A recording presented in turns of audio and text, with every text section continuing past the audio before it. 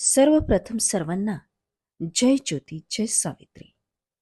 मी doctor Sunita Sampatrao Shinde, राष्ट्रीय अध्यक्ष सावित्री शक्तीपीठ पुणे महाराष्ट्र. 10 मार्च सावित्रीमाई फुले दिनानिमित्त सावित्री शक्तीपीठातर्फे ज्ञानज्योती क्रांतीज्योती सावित्रीमाईस विनम्र अभिवादन.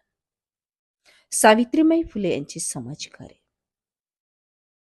सावित्रीमाई फुले यांचे समाजकार्य बघता त्यांनी तत्कालीन समाजात समाज परिवर्तनाची क्रांती केली.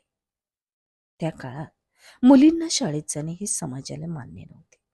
अशा विपरीत परिस्थितीत समाजाविरुद्ध उभे राहून स्त्री शिक्षणाची पहाट आणणाऱ्या माई सावित्री होय. स्त्रियांच्या शिक्षणासाठी सावित्रीमाईने आपल्या अंगावर दगड चिखल घेतले, परंतु आपल्या ध्येयापासून त्या कधीही दूर झाल्या नाही.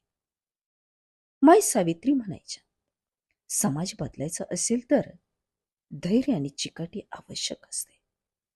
स्त्रियांच्या सन्मानासाठी त्यांचा संघर्ष बघितला तर त्या काळात विधवा स्त्रियांचे जीवन अत्यंत कठीण होते.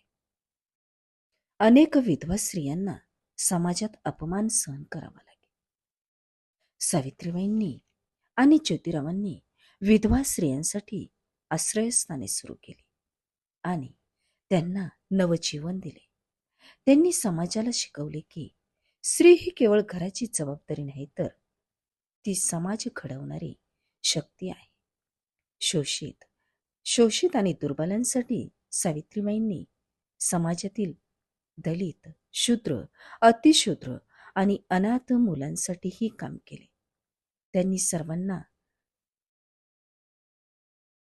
शिक्षणाचा अधिकार दिला. त्यांचे कार्य शिक्षणापुरते मर्यादित नव्हते. त्यांनी समाजात समानता, न्याय आणि मानवतेचा संदेश दिला. 1897 मध्ये प्लेगच्या साथीमध्ये समाजसेवेसाठी स्वतःला झोकून दिले आणि यामध्येच त्यांनी आपल्या जीवनाचा अखेरचा श्वास घेतला. आज आपण आधुनिक युगात जगत आहोत.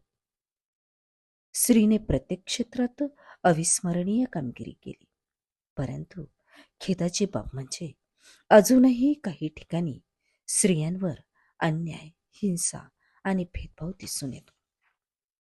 आणि म्हणूनच सावित्रीमाईचे विचार आजही खूप महत्वाचे आहेत.